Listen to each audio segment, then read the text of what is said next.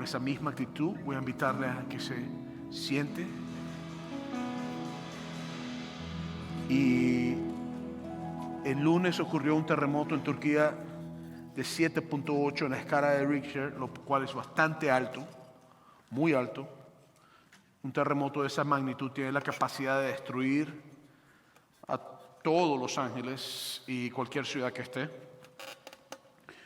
Y el asunto es que hay un aproximado de 30,000 personas que han muerto y todavía está todo bajo escombros.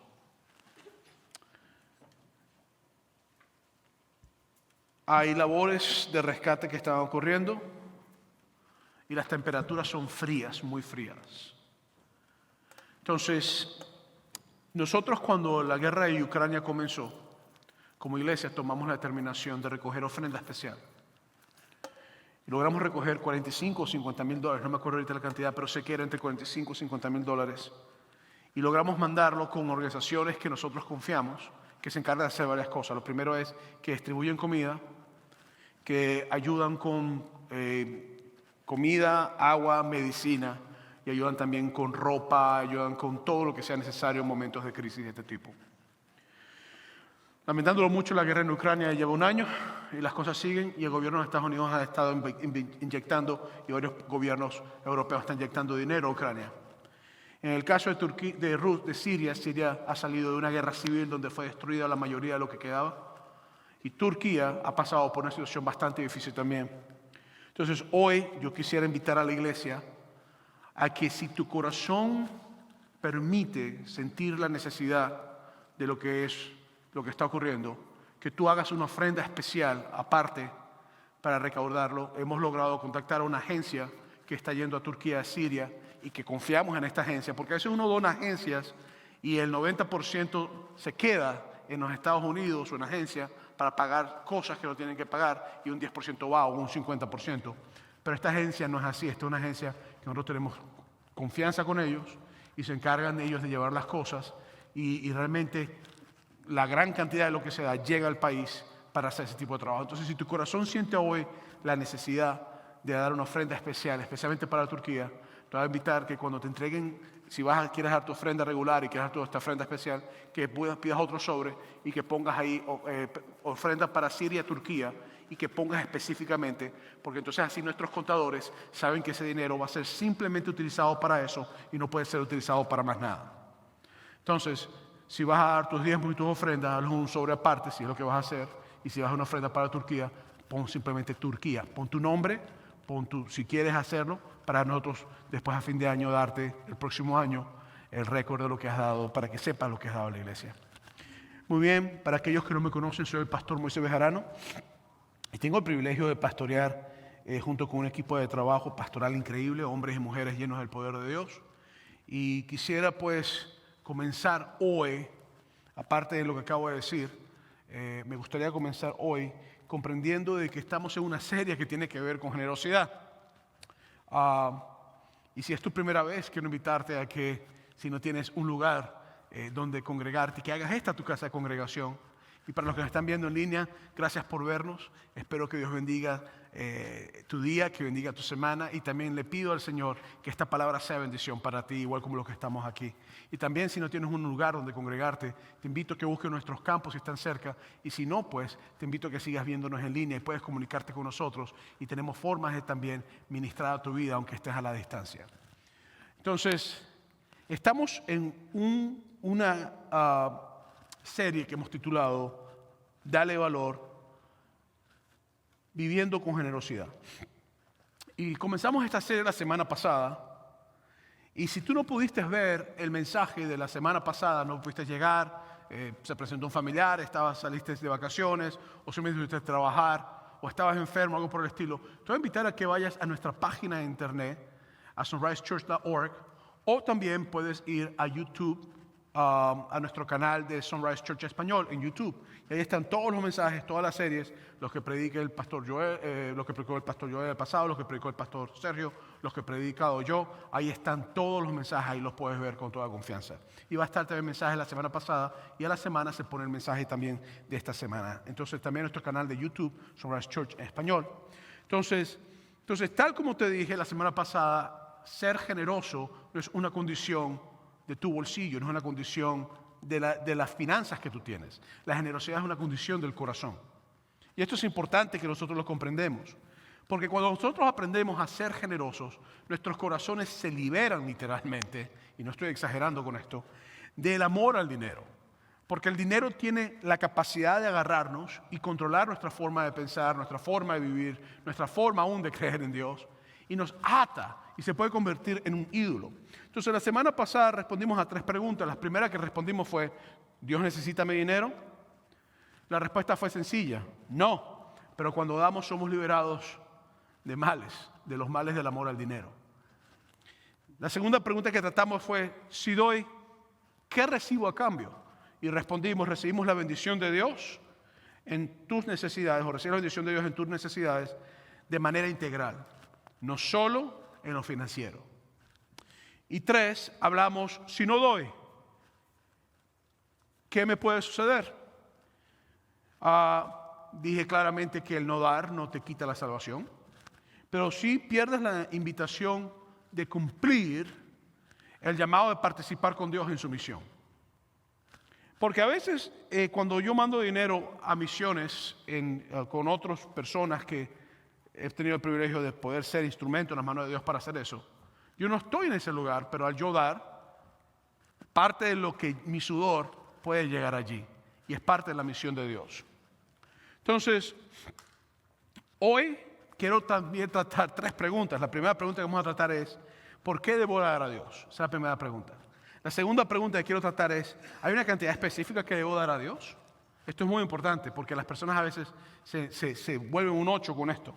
Y la tercera es, aparte de dinero, ¿hay otras formas de dar a Dios? Entonces, hoy me gustaría que fuéramos al libro de Malaquías, que es un profeta en el Antiguo Testamento, y quiero decirte que la palabra malach en hebreo significa mensajero o enviado, y quiero decirte también que Malaquí en hebreo, que es el nombre como se pronuncia, es la terminación Malaquí y significa mi mensajero. En español lo hemos traducido como Malaquías, y cuando tú piensas en el profeta Malaquías, literalmente significa mi mensajero. Y eso es lo que es la profecía, cuando hay profetas o personas que se mueven en lo que dan palabras que realmente vienen de parte de Dios, son mensajeros de Dios. Entonces, Malaquías fue un profeta durante la época, es lo que creemos, durante la época del reino persa. Para hacerte más específico, cuando hablamos de la época del reino persa, estamos hablando de una etapa donde el pueblo de Israel, unos años antes, muchos años antes, más de 80 años antes, había sido destruido por un reino llamado Babilonia. El año 605 aproximadamente llega Nabucodonosor, que era el rey de Babilonia, segundo era su título, sitea al país, lo rodea y se lleva cautivo. Comienza la primera deportación y después empieza una cantidad de deportaciones hasta que literalmente te vacía todos los utensilios del templo, te lleva todo. Pero después que pasa esa etapa, Dios levanta a 2 personas, a Esdras y a Nehemías.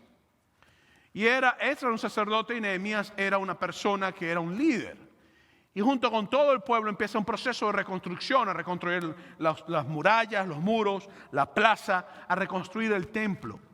Porque después de mucho tiempo, y se cree que fue después de una especie de edicto dado, llega entonces y empiezan ellos en un proceso de reconstrucción.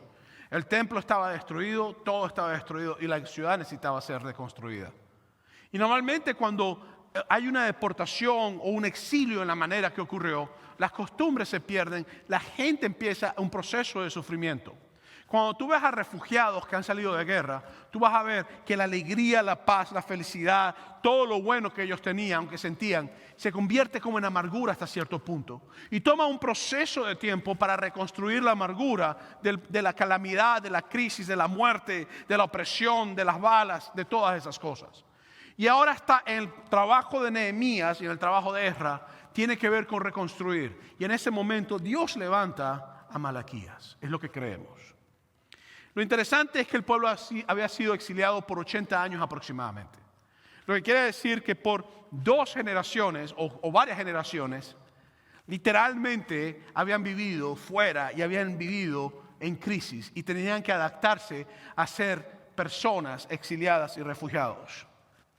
Ahora, no se habían podido reunir por 80 años en el templo. Los sacerdotes no podían cumplir su oficio de hacer sacrificios. En el Antiguo Testamento se hacían sacrificios de animales. Y la gente dice, ay, los mataban, pobrecitos los animales. Sí, los mataban, pero también la gente se comía los animales. Y había una celebración familiar también. Es lo mismo cuando tú buscas un chivo en Navidad y lo matan, o un cerdito en Navidad y lo matan, y ustedes celebran. La diferencia es que ahí, en el Antiguo Testamento, se comía el cordero y se sacrificaba un cordero y la familia entonces llegaba y comía de ese animal después del sacrificio. Y los sacerdotes y todos comían en un momento donde daban gracias a Dios porque los había perdonado, porque los había bendecido, pero era algo que ocurría a nivel familiar. Entonces el pueblo probablemente había perdido sus costumbres y sus tradiciones y sobre todo habían perdido quizás de vista lo que tenían que hacer cuando iban al templo o cuando trabajaban en las cosas de Dios. Entonces, lo que ocurre es que el pueblo fue llevado cautivo por las consecuencias de sus acciones. No fue que Dios maquiavélicamente y por maldad quiso destruirlos, sino lo que ocurrió es que Dios se lleva al pueblo por una simple razón. Porque ellos habían hecho tanto mal, había corrupción de todo nivel, robaban a las viudas, a los huérfanos, a los pobres. Se enriquecían, hacían lo malo lo llamaban bueno y lo bueno lo llamaban malo. Algo muy parecido como lo que pasa hoy en día en nuestra sociedad. Entonces, cuando Nehemías viene y establece esto y empieza Ezra con la parte del templo, Malaquías llega en ese momento. ¿Por qué? Porque el pueblo, en vez de regresar a hacer lo bueno y en vez de empezar a dar sus ofrendas y disfrutar que Dios los había llevado después de 80 años o más de 80 años de cautiverio, a regresar a casa, a reconstruir lo que se había perdido, a comenzar de nuevo, en sus ofrendas, en sus actitudes, estaban haciendo cosas que no eran correctas. Y ahí es cuando Dios levanta al profeta Malaquías. Malaquías capítulo 1, versículos 1 y 2 dice: profecía la palabra del Señor contra Israel por medio de Malaquías. Yo os he amado, dice el Señor. Y me llama la atención porque el asunto aquí es que ellos acababan de regresar, como dije, o estaban regresando a reedificar, a restaurar lo que se había perdido, pero lamentándolo mucho, ellos empezaron a actuar de la misma forma que los llevó a que Dios quitara su protección de sus vidas. Y antes de que ocurriera eso, Dios levanta a Malaquías y dice: no, llama la atención al pueblo, no permitas que lleguen a esa dirección. Diles que yo amo al que corrijo y por favor confronta lo que están haciendo. Versículo 6. El hijo honra al padre y el siervo a su señor. Si pues yo soy padre, ¿dónde está mi honra? Y si soy señor, ¿dónde está mi temor? Dice el Señor de los ejércitos a vosotros, oh sacerdotes, que menospreciáis mi nombre y decís: ¿en qué hemos menospreciado tu nombre? Entonces lo que ocurrió es que el pueblo llega, empieza la reconstrucción del templo, empieza todo a ocurrir, empieza todas las cosas a pasar. Y la gente empieza nuevamente a adorar a Dios y a buscar el proceso. Pero cuando venían ellos a la casa de Dios, no venían con un corazón correcto, no venían con una actitud correcta. Y de hecho, cuando venían con sus ofrendas y sus diezmos, traían lo malo, lo que no servía. Y Dios le dice a los sacerdotes: ¿cómo ustedes permiten que esto pase? ¿Cómo ustedes no confrontan las cosas y dicen: hey, el cordero que vas a traer a sacrificar no puede tener defecto, es para Dios, es el Dios que te está restaurando lo que habías perdido y tú le estás dando cosas de lo que no sirve a Él? Y lo que ocurre en este proceso es que para Dios eso se convirtió en una señal de menosprecio. Dios dijo: me están menospreciando. La forma en que están haciendo las cosas no es correcta, dice Dios. Malaquías 2, versículos 10 al 11. ¿No tenemos todos un mismo Padre? ¿No nos ha creado un mismo Dios? ¿Por qué pues nos portamos deslealmente el uno contra el otro, profanando el pacto de nuestros padres? Prevaricó Judá, y en Israel y en Jerusalén se ha cometido abominación, porque Judá ha profanado el santuario del Señor que él amó y se casó con hijas de Dios extraño. Entonces, una de las cosas que ocurrió también durante esa época es que empezaron a haber muchos matrimonios con grupos étnicos que Dios le había dicho no se mezclaran con ellos. Y ojo, porque usted puede decir: pastor, eso quiere decir que yo no me puedo casar con una persona de descendencia africana, o con una persona de descendencia anglosajona, o con una persona que de descendencia de cualquier país asiático, o de cualquier país árabe, o de cualquier país. La respuesta es sí, te puedes casar con una persona que sea de cualquier país. Lo que Dios estaba hablando no era de un asunto étnico, estaba hablando de que esos países no adoraban al Dios verdadero. Entonces, tú sí puedes tener una relación de matrimonio con una persona de cualquier lugar, pero lo que Dios te pide es que tenga al Dios verdadero en su corazón. Y lo que estaba pasando en ese momento es que los sacerdotes, las personas, todo el mundo estaban casándose con diferentes personas que tenían motivos. Es como que si yo fuera un pastor y me caso con una mujer que practica brujería. Y llego el domingo aquí a predicar y durante la semana hay altares a Babalao, a Changó y a todas esas cosas en mi casa. Eso es lo que estaba pasando. O de repente yo soy un pastor y empiezo a hablar Cristo es bueno, y en aquella época ocurrían sacrificios humanos. De hecho, hubo un rey de Israel que pasó a sus hijos por fuego, lo que quiere decir que los mató, Manasés, porque se metió en ese tipo de cosas y se casó con personas, porque tenía muchas reinas y se casó con muchas mujeres que lo llevaban a ese lugar. Y entonces llego yo el domingo, empiezo a predicar y digo, el lunes mi esposa sacrificó a Manuel, a mi hijo menor. Era lo que estaba pasando. Entonces Dios dice, oye, pero ustedes están locos o qué, ¿qué les pasa? O sea, ¿en qué cabeza le cabe a ustedes que primero están haciendo sacrificios de cosas que no sirven, están trayendo ofrendas que no son buenas, y segundo, aparte de todo, ustedes están casándose y teniendo parentesco con personas que hacen rituales y cosas que no me honran a mí? Y Dios trata eso y les llama la atención. Porque cuando todo ha sido destruido y se empieza a reconstruir, si no lo hacemos bien, lo que ocurre es que se convierte en nuevas tradiciones y costumbres que necesariamente no es lo que Dios quiere que hagamos. Versículos 17, Malaquías 2. Habéis hecho cansar al Señor con vuestras palabras y decís, ¿en qué hemos cansado? En que decís, cualquiera que hace mal agrada al Señor y en tales se complace, o si no, ¿dónde está el Dios de justicia? Lo que está ocurriendo es algo muy parecido a lo que está pasando hoy en día. Hoy en día una persona llega y sale con una loquera en cuanto a lo que tiene que ver con género, cualquier cosa, y tú dices, ¡ay, qué bueno, perfecto, te felicitamos! ¡Qué bueno, adelante! Y lo malo lo llamaban bueno y lo bueno lo llamaban malo. Y Dios dice, ya estoy cansado de esto. Malaquías 8:10. ¿Robará el hombre a Dios? Pues vosotros me habéis robado. Y decís, ¿en qué te hemos robado? En vuestros diezmos y vuestras ofrendas. Y aquí hay una frase, Dios mío, que es tan fuerte. Cada vez que yo leo esto, mi corazón como que dice, wow, qué fuerte esa palabra. Dice, malditos sois con maldición, porque vosotros, la nación toda, me habéis robado. Traed todos los diezmos al alfolí, y hay alimento en mi casa, y probadme ahora en esto, dice el Señor de los ejércitos, si no os abriré las ventanas de los cielos, y derramaré sobre vosotros bendiciones hasta que sobreabunde. Entonces, cada vez que leo este pasaje, yo lo he estudiado mucho de paso, yo digo, Dios mío, pero qué palabras tan fuertes, o sea, malditos con maldición. Nadie quiere escuchar que Dios le diga, oigan, lo que están haciendo les está trayendo maldición. Lo que ustedes están haciendo les está trayendo maldición. Y yo quiero que nosotros comprendamos esto. Las maldiciones que pueden venir sobre nuestras vidas a veces, no es que Dios quiere traerlas sobre nuestras vidas, sino que si yo tomo una decisión en particular y yo digo voy a hacer algo y mis consecuencias son producto de mis acciones y hay decisiones que yo puedo tomar que van a traer maldición sobre mi vida. Así como hay decisiones que yo puedo tomar que van a traer bendición sobre mi vida. Y usted dice, pastor, pero está hablando de diezmos y ofrendas, eso no tiene que ver con decisiones. No, porque el dinero siempre es un Dios en la vida de las personas. Lo material siempre es un Dios en la vida de las personas. Y si mi corazón está amarrado al punto donde yo decido no darle a Dios lo que tengo que darle o darle a Dios lo mejor que yo pueda darle a Él, es una señal de dónde está mi corazón. Por eso es que cuando una persona da con corazón como debe dar, es una señal de que esa persona toma decisiones también conforme a la manera que da. Y no estoy hablando, porque una persona puede llegar y decir, yo doy $5 millones, pero está viviendo una vida que no es correcta, eso no vale de nada.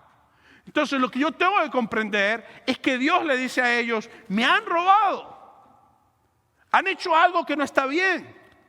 Dicen lo malo bueno y lo bueno malo, traen cosas que no sirven a mi casa, siguen actuando de la misma manera que actuaron, pero quieren la bendición sobre sus vidas. Y sus acciones no traen bendición, sus acciones traen maldición. Y Dios dice, dejen de hacer eso, voltéense a mí nuevamente, traigan lo que tienen que traer a la casa de Dios, traigan sus corazones, traigan sus mentes, traigan sus vidas. No deje que lo financiero los ate, sino que den todo lo que tengan en su corazón. Hagan las cosas que tienen que hacer. Porque ellos solamente traían sacrificios para Dios con defectos. Eso es como que venga yo y te voy a regalar algo a ti y te amo mucho y sé que está dañado y te lo regalo. Y te digo, toma, está dañado. Y te lo empaco bien bonito. Y te digo, me costó mucha plata. Eso es una evidencia de que hay algo ahí que no está bien en la persona. Entonces, lo que ocurre es que Dios le dice, yo sé lo que ustedes están haciendo, pero me llama la atención porque es la única parte en la Biblia donde Dios dice, probadme. No hay otra parte en la Biblia donde Dios dice, probadme. Dios, al contrario, cuando tú vas en Deuteronomio capítulo 6, versículo 16, ahí el pueblo intentó probar a Dios, te dice en el Nuevo Testamento lo intentó tentar. Y dice que no lo hagas. De hecho, murieron muchas personas por intentar hacerlo. Entonces, el asunto es que, la misma manera, cuando tú vas en Lucas capítulo 4, versículos 9 al 12, Satanás está tentando a Jesucristo y empieza a tratar con él y le dice a esto, y Jesucristo le dice, al Señor tu Dios no tentarás. En otras palabras, yo no tengo por qué tentar a Dios. Yo no tengo por qué hacer cosas que vayan en contra de Dios. Yo no tengo por qué probar a Dios. Dios no está en un juicio para yo probar si Él es bueno o es malo. No es lo que está diciendo. Pero sin embargo, en Malaquías capítulo 3, te dice claramente que yo tengo que poner a prueba a Dios. Entonces, cuando yo leo eso, yo digo, bueno, me dices que no te pruebe y aquí me dices que te pruebe. Una de las cosas cuando estaba haciendo exégesis del texto, y exégesis es cuando te pones a estudiarlo en el idioma original, que es hebreo en este caso.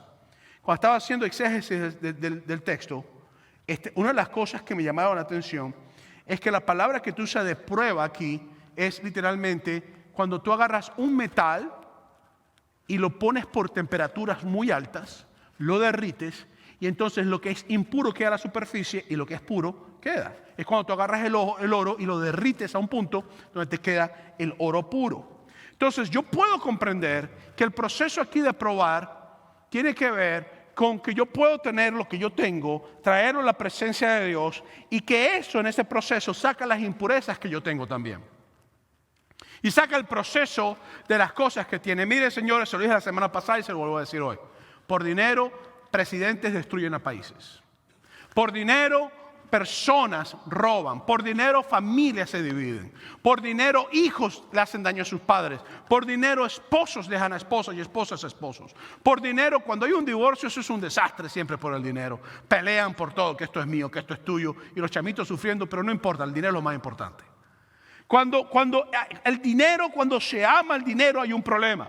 Y cuando yo empiezo a permitir en un proceso de prueba que yo le doy a Dios y digo, mira, yo amo mucho esto, pero yo entiendo que aunque yo lo amo, yo tengo que ser purificado, ser renovado, como el oro que es pasado por fuego. Entonces yo empiezo a comprender que las impurezas pueden ser eliminadas si yo entro en una relación con Dios donde ya ese oro que está en mi corazón no es lo único que me ata, sino que yo le puedo entregar a Dios y entonces en ese proceso de calor las impurezas siguen arriba y lo que queda es purificado.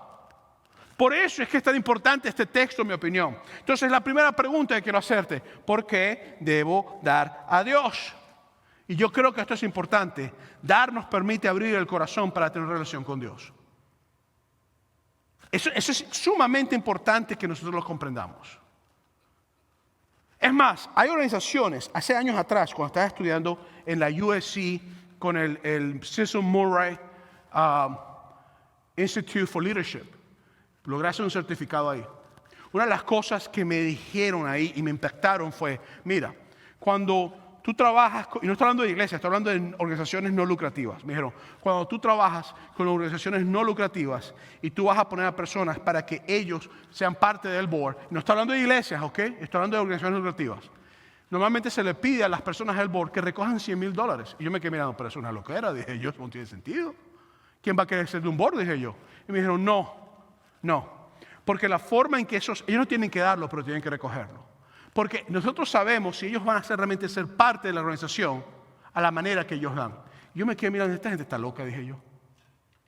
Y después me puse a trabajar con organizaciones no lucrativas. No estoy hablando de iglesias, estoy hablando de organizaciones no lucrativas, que hay en la comunidad. Y me di cuenta que normalmente cuando una organización no tiene personas que aman la organización y lo que está haciendo la organización llega a corrupción. Y cuando la organización llega a corrupción, hay un problema, porque entonces todo lo que entra no se utiliza para lo que tiene que hacer, sino que se utiliza para las personas enriquecerse. Entonces, la única forma de asegurarse en ese tipo de organizaciones que lo que está ocurriendo está haciendo bien es la capacidad de generosidad de los que están llevando la organización. Porque como es tanto dinero que se maneja a veces ese tipo de organizaciones, millones y millones de dólares, es fácil que la persona robe, pero si la persona es generosa no va a robar. Entonces yo entendí, y cuando regresé después a mis clases nuevamente y estuve en ese instituto de la USC, de la Universidad del Sur de California, y pude aprender esto, yo dije, tiene sentido. Tiene sentido. Entonces, cuando tiene que ver con dar, ¿por qué debo dar? Porque cuando yo doy, el dinero no me ata. Pero cuando yo no quiero dar o cuando mi corazón no quiere dar es por alguna razón. O hay algo que no está claro, o es algo que no me convence, o hay algo que está mal, o simplemente es que mi corazón es mezquino, pichirre, y ama lo que yo tengo más de lo que yo puedo hacer.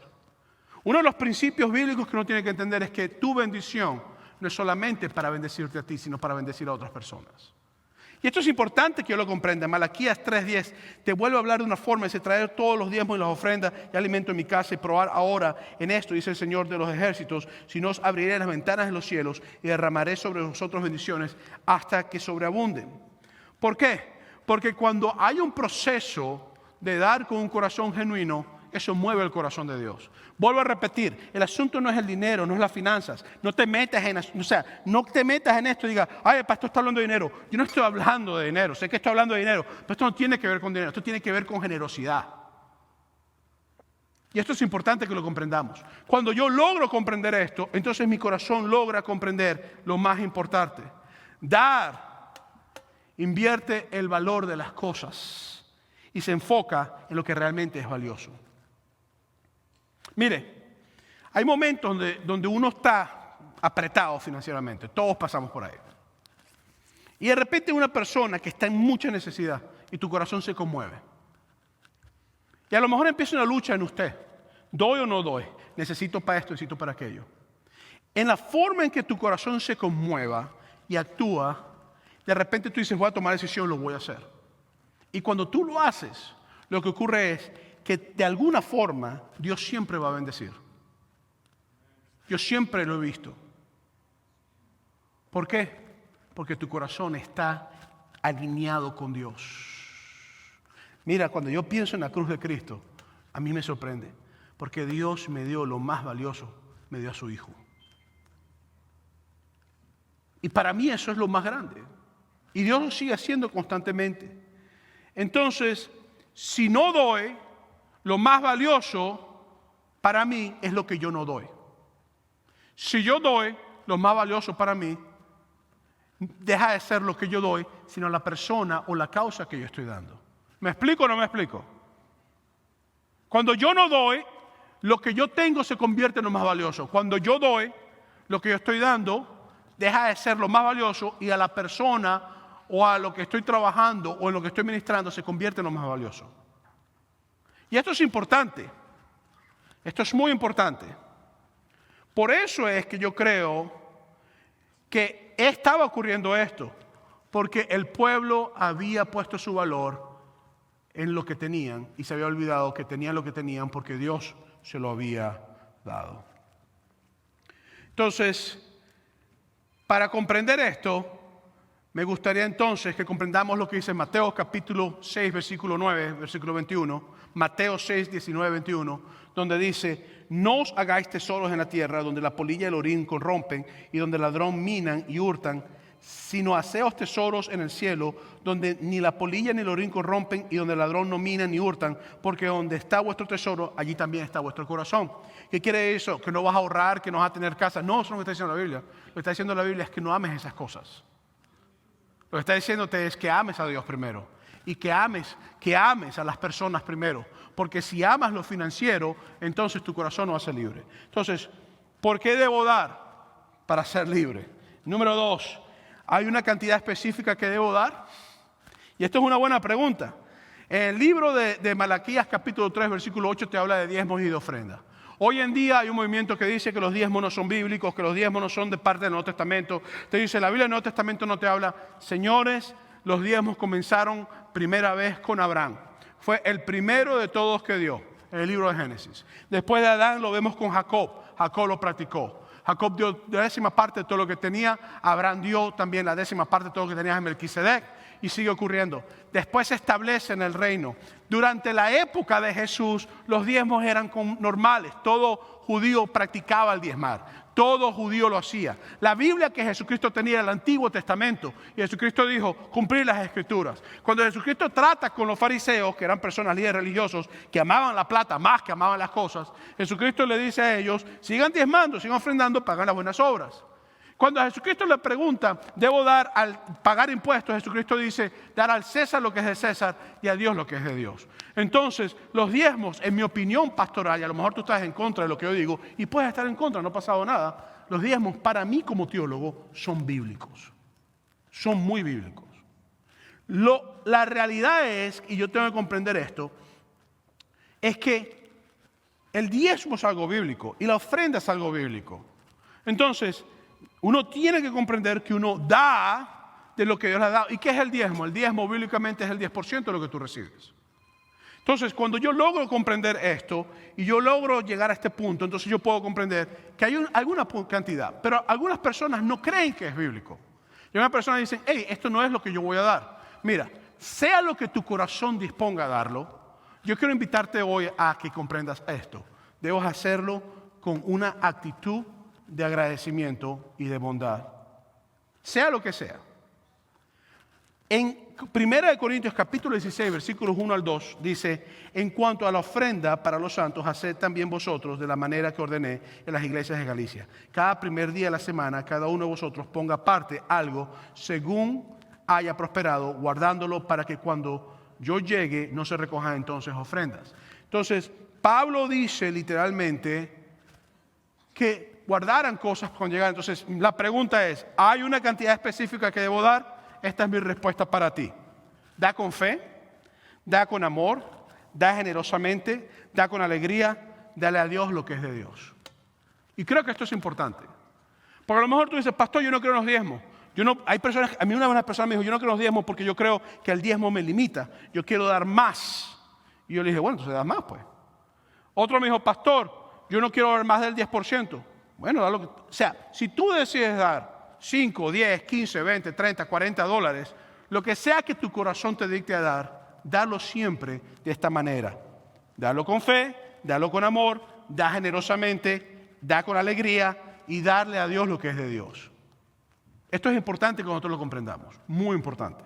La tercera pregunta entonces es, aparte de dinero, ¿hay otras formas de dar? La respuesta es sí.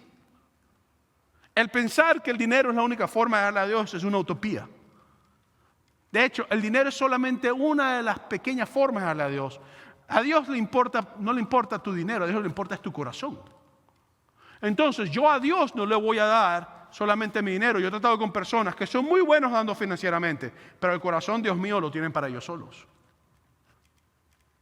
A ti y a mí no nos sirve de nada dar 50 millones de dólares y el corazón no dárselo a Dios. Más importante es tu corazón. Y a medida que tu corazón se entrega a Dios, entonces tú aprendes a ser dadivoso con Dios y con la gente.